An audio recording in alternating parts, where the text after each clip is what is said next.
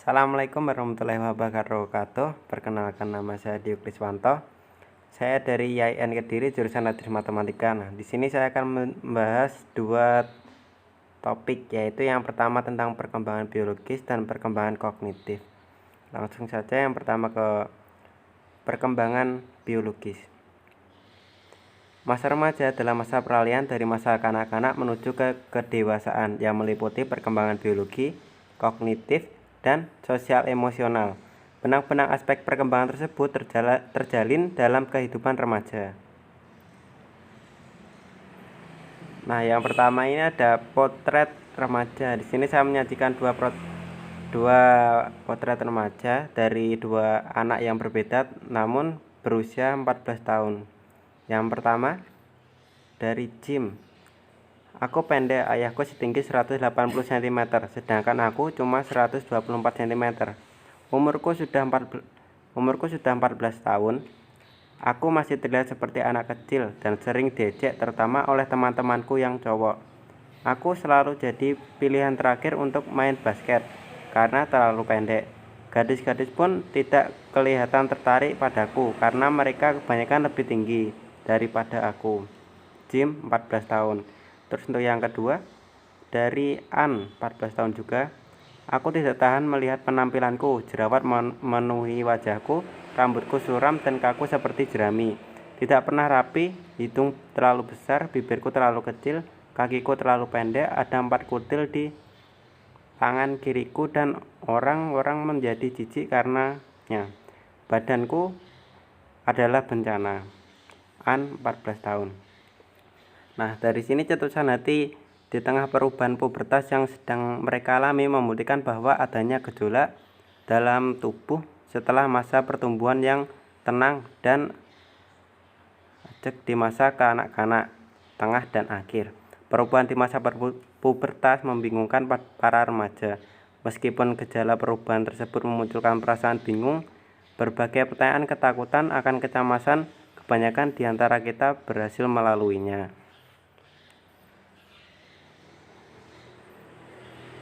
Untuk selanjutnya, pengaruh faktor genetika terhadap perkembangan remaja. Yang pertama, sifat dasar gen. Sifat dasar gen dibagi menjadi tiga.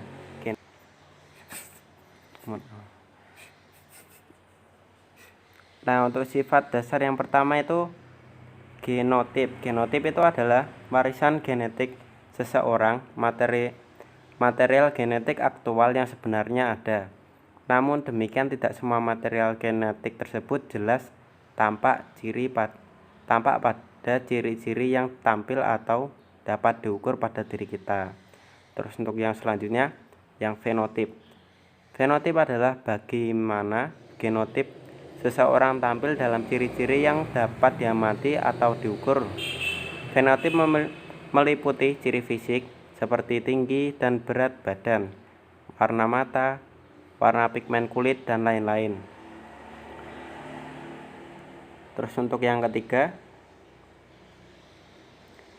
reaction range atau rentang reaksi adalah rentang jumlah kemungkinan fenotip untuk setiap genotip yang menunjukkan pentingnya peran pembatasan ataupun pengayaan lingkungan. Terus untuk yang selanjutnya, metode yang dipakai para ahli perilaku genetika. Genetika perilaku atau behavior genetik adalah studi mengenai kadar dan hakikat dari landasan herediter suatu perilaku. Untuk mempelajari pengaruh faktor herediter pada perilaku, para ahli genetika perilaku sering memakai penelitian mengenai anak kembar atau adopsi.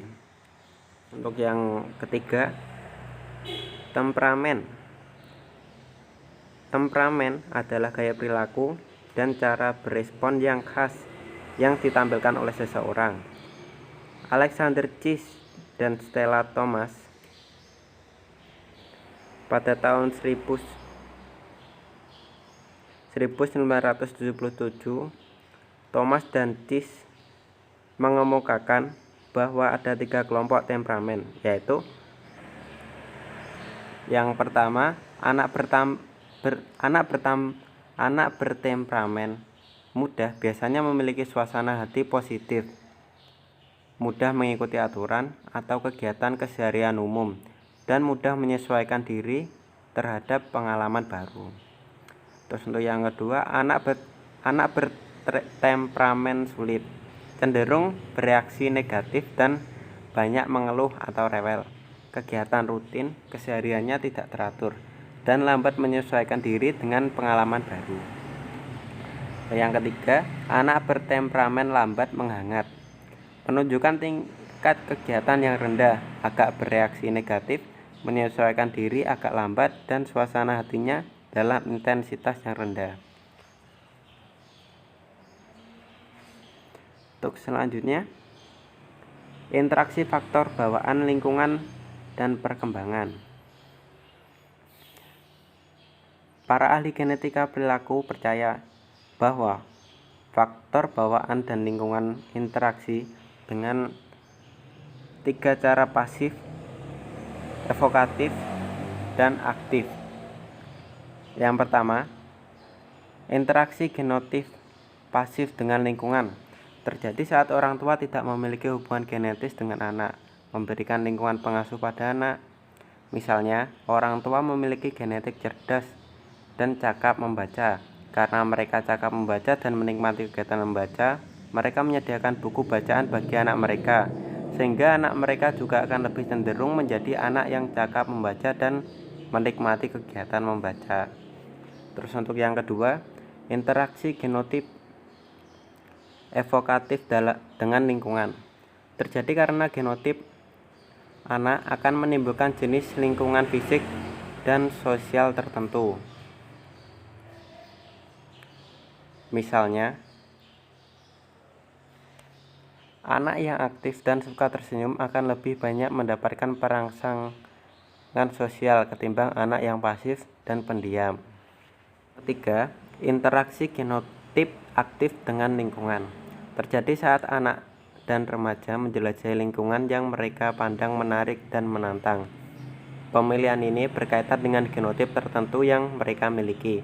Contohnya, sebagian remaja karena genotipnya lebih terampil di bidang musik, maka akan cenderung lebih banyak memanfaatkan waktu dan lingkungan musikal di mana mereka dapat menampilkan keterampilan mereka dengan baik. Yang selanjutnya, pengaruh lingkungan yang terbagi atau tak terbagi. Yang pertama, pengaruh lingkungan terbagi adalah pengalaman remaja yang juga dialami oleh orang lain di lingkungannya. Misalnya, kepribadian dan orientasi intelektual orang tua mereka. Karena kelas sosial keluarga di lingkungan tetangga sekitar tempat tinggal mereka. Yang kedua, pengaruh lingkungan tak terbagi adalah pengalaman unik remaja yang dialaminya sendiri, baik di dalam maupun di luar lingkungan keluarga yang tidak dialami oleh kakak atau adiknya.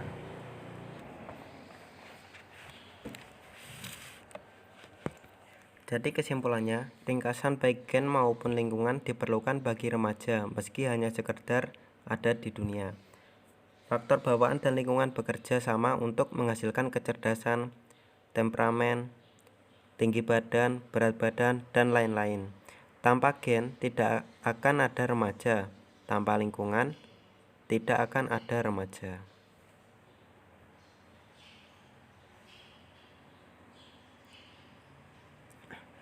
Selanjutnya, ciri umum pertumbuhan pada fisik remaja. Faktor-faktor apa sajakah yang mempengaruhi kurva pertumbuhan tersebut?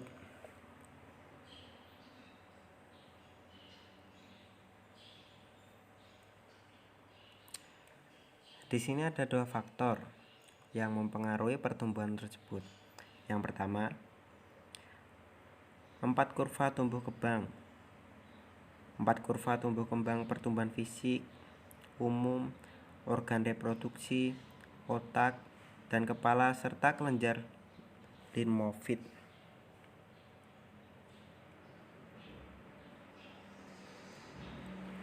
Untuk faktor yang kedua, faktor yang mempengaruhi kurva pertumbuhan sampai saat ini sedikitnya ada 4 mekanisme yang diketahui berpengaruh terhadap kurva pertumbuhan, yaitu faktor mencari sasaran atau penstabilan diri, kecepatan kematangan, pengaturan umpan balik, dan masa tumbuh.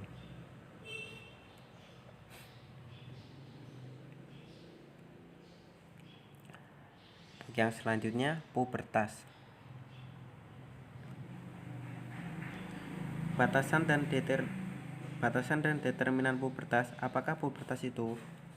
Pubertas adalah perubahan cepat pada kematangan fisik yang meliputi perubahan tubuh dan hormonal yang terutama terjadi selama masa remaja awal. Faktor-faktor yang berperan dalam terjadinya pubertas adalah: yang pertama, faktor genetik. Yang kedua, faktor masa tubuh. Yang ketiga, faktor mutu makanan. Selanjutnya, pertumbuhan hormonal. Hormon adalah suatu substansi kimiawi berkekuatan besar yang dikeluarkan oleh kelenjar endokrin dan dialirkan ke seluruh tubuh melalui pembuluh darah. Peran sistem endokrin pada masa pubertas melibatkan interaksi hipotalamus, kelenjar pituitari, dan kelenjar gonad. Untuk yang ketiga, perubahan fisik. Di antara perubahan fisik yang terjadi, yang paling tampak nyata semasa perubahan adalah meningkatnya tinggi dan berat badan serta kematangan seksual.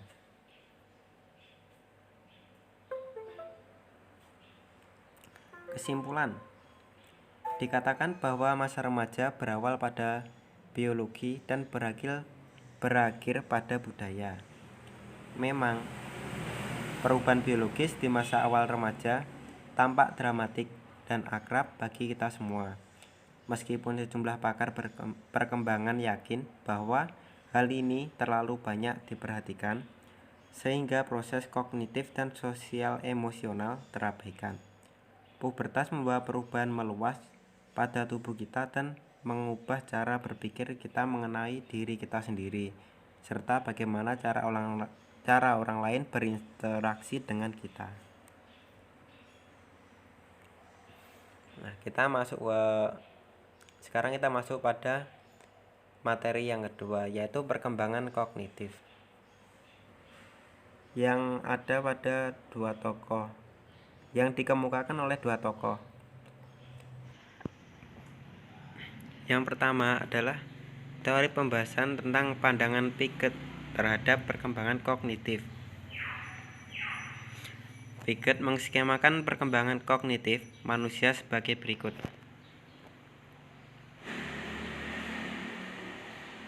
Yang pertama adalah tahap sensorimotorik untuk anak usia 0 sampai 2 tahun. Tahap sensimotorik yang berlangsung sejak masa bayi sampai sekitar usia 2 tahun adalah tahap pertama dalam teori Piaget. Pada tahap ini, bayi membangun pemahamannya akan dunia dengan mengkoordinasikan pengalaman indrawinya, misalkan dengan melihat dan mendengar, dengan gerakan fisik, motorik, sehingga dapat disebut sensomotor. Untuk yang kedua, tahap preoperasional, yaitu untuk anak usia 2 sampai 7 tahun. Tahap preoperasional yang berlangsung dari usia sekitar 2 sampai 7 tahun adalah tahap perkembangan kedua Piaget. Dalam hal ini, anak mulai menggambarkan dunia dengan kata-kata, bayangan, atau gambar.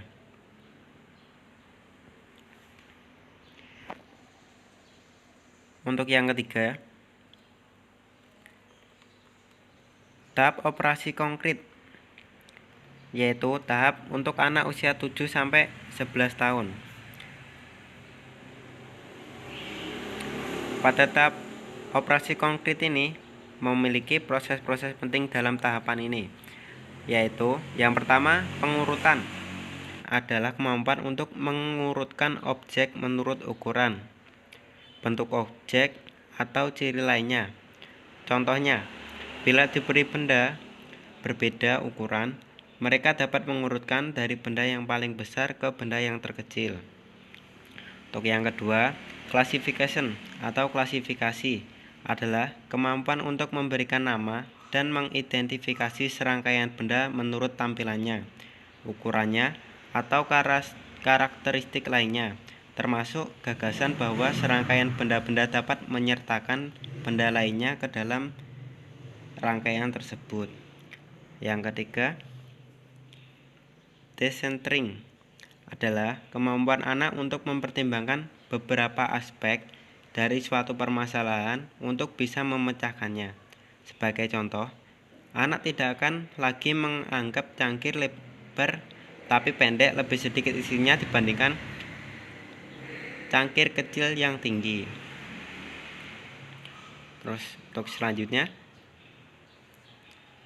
reversibility adalah kemampuan anak untuk memahami bahwa jumlah atau benda-benda dapat diubah kemudian kembali ke keadaan awal.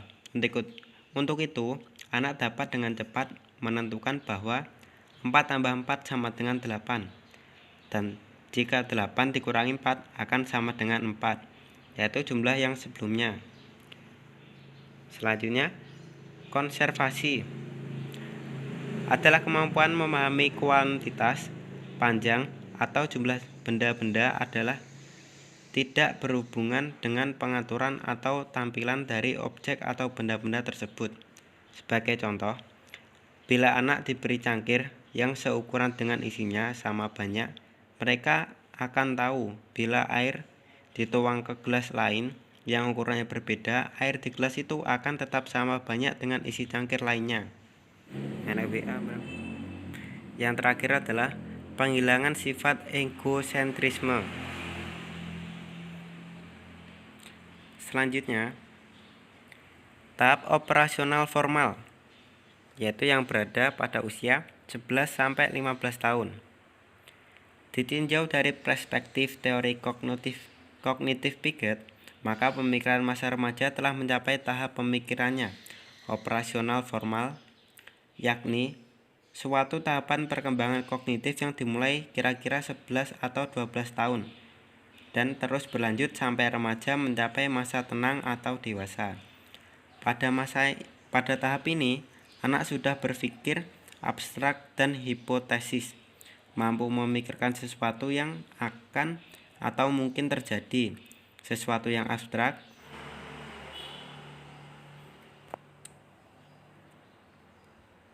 Untuk selanjutnya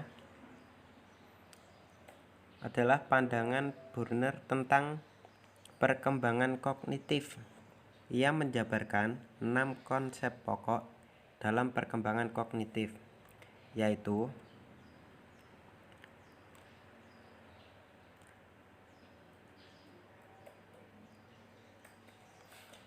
yang pertama, perkembangan intelektual ditandai oleh meningkatnya variasi respon terhadap stimulus. Yang kedua, pertumbuhan tergantung pada perkembangan intelektual dan sistem pengolahan informasi yang dapat menggambarkan realita.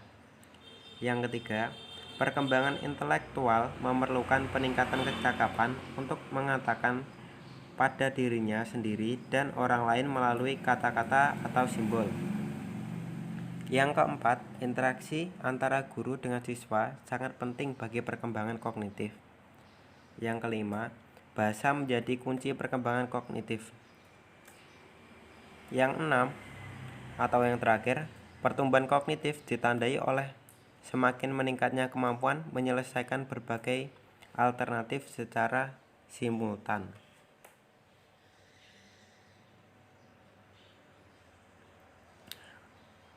Menurut teori Burner, peserta didik berpikir dan mencipta melalui inquiry dan peran-peran yang dimainkan dalam pembelajaran. Proses belajar lebih dari sekedar menghasilkan informasi. Burner dalam memahami karakteristik perkembangan kognitif didasarkan pada tingkah lakunya sesuai tahapannya. Tahap berikut digambarkan sebagai berikut. Yang pertama, tahap enaktif. Pada tahap enaktif, pengetahuan diperoleh melalui respon motorik anak. Mereka mungkin membolak-balik buku seakan-akan membaca isi buku tersebut.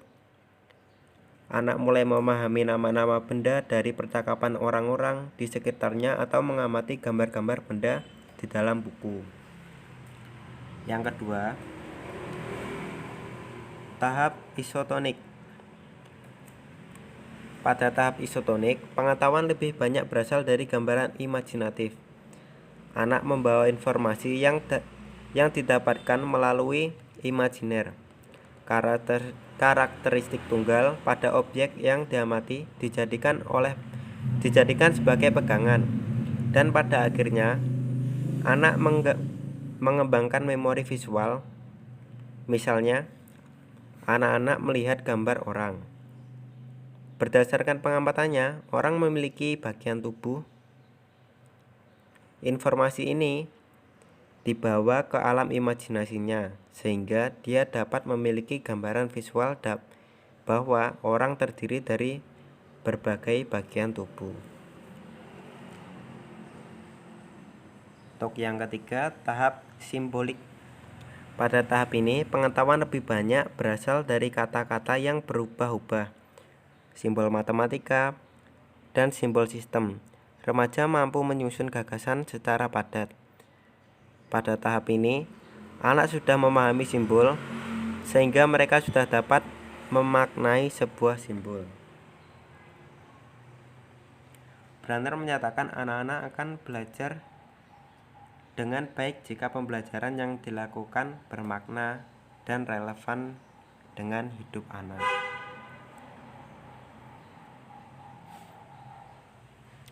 Cukup sekian materi yang dapat saya sampaikan pada video kali ini. Mungkin jika ada kurang lebihnya mohon maaf. Sekian dari saya. Wassalamualaikum warahmatullahi wabarakatuh.